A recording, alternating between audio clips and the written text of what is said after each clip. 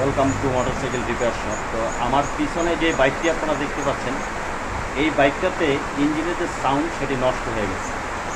তো আসলে এটার ইঞ্জিনটা রিপেয়ার করা হয়েছে মোটামুটি 1 বছরের মতো হয়নি, প্রায় কাছাকাছি 1 বছরের কাছাকাছি। তো এটার সাউন্ডটা নষ্ট হওয়ার কারণ, তো সাউন্ড নষ্ট হয় মূলত ভিতরে, ইঞ্জিনের ভিতরে যে পার্টসগুলো থাকে, যেমন টাইমিং চেন থাকে, ক্যামরোকার থাকে, এবং যে বাইকের কানেক্টিং রড থাকে, ক্যারেন্সের বেয়ারিং থাকে, ক্যামরোকারের বেয়ারিং থাকে।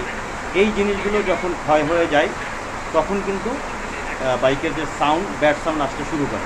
তো আসার কারণটা কি সেটা আপনাদেরকে দেখাবো।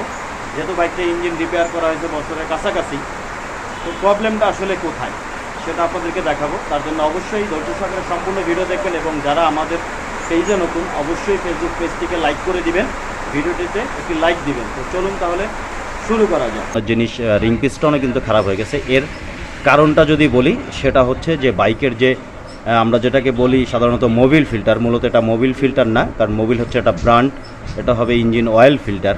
তো এই ইঞ্জিন অয়েল ফিল্টারটা আসলে এই বাইকটার চেঞ্জ করা হয়নি, প্রায় ইঞ্জিন রিপেয়ার করার পরে থেকে এটাকে চেঞ্জ করা হয়নি, যার ফলে যে ইঞ্জিন অয়েলটা যে আপনার হচ্ছে হেড সিলিন্ডার এবং কানেক্টিং রডে যে বেয়ারিংয়ে যেগুলো যাওয়ার কথা, ঠিক ওই জায়গাগুলোতে যেই প্রেসারে ইঞ্জিন অয়েলটি ওঠার কথা, সেটি এই ফিল্টারের কারণে যেতে পারেনি। ফিল্টারটি সম্ভবত জ্যাম আছে।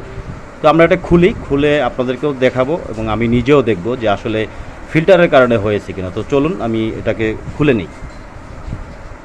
আমি আবারও বলছি, যারা আমাদের চ্যানেলে নতুন তারা অবশ্যই আমাদের ফেসবুক পেজটিকে লাইক করবেন এবং ভিডিওটিকে লাইক করে দিবেন, এবং ইঞ্জিন রিপেয়ার সংক্রান্ত অন্যান্য ভিডিও যদি আপনারা দেখতে চান তাহলে অবশ্যই ইউটিউব থেকে আমাদের একই নামে মোটরসাইকেল রিপেয়ার শপ নামে যে ইউটিউব চ্যানেল আছে, সেখানে আপনারা আমাদের ভিডিওগুলো পেয়ে যাবেন, সেখান থেকে দেখে আসতে পারেন।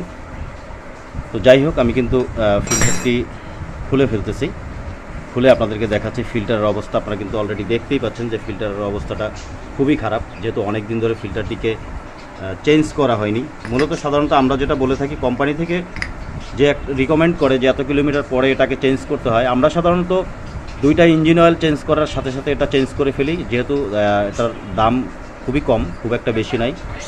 তো চেঞ্জ করলে হয় কি, ইঞ্জিন অয়েলের যে সার্কুলেশন, ফিল্টারের ক্ষমতাটা ভালো থাকে, আর যদি বেশি দিন হয় সেক্ষেত্রে ফিল্টারিংয়ের ক্ষমতাটা কমে যায়। তো যাই হোক, আমি ফিল্টারটাকে বের করে আপনাদেরকে দেখাচ্ছি। তো এই যে দেখুন ফিল্টারটার অবস্থা, আপনারা একটু তাকিয়ে দেখুন। এটা গাছ জমে ফিল্টারিং যে ক্ষমতা ছিল সেটা কিন্তু নষ্ট হয়ে গেছে। হ্যাঁ, তো এর ফলেই কিন্তু এই বাইকের যে ইঞ্জিনের যে বিভিন্ন পার্টগুলো নষ্ট হয়ে গেছে, এর কারণই হচ্ছে ফিল্টার। সময় মতো যদি তিনি ফিল্টার চেঞ্জ করতেন, তাহলে কিন্তু ইঞ্জিন অয়েল সার্কুলেশনটা ভালো থাকতো, ইঞ্জিনের পার্টসগুলো ভালো থাকতো, সাউন্ডটা স্মুথ থাকতো, সুন্দর থাকতো। তো মূলত এটাই ছিল আজকের ভিডিওতে আপনাদের সাথে শেয়ার করার। আপনাদের যাদের বাইকে ফিল্টার আছে অবশ্যই 2টা ইঞ্জিন অয়েলের সাথে চেঞ্জ করে ফেলবেন, এটা সবচেয়ে ভালো হয়।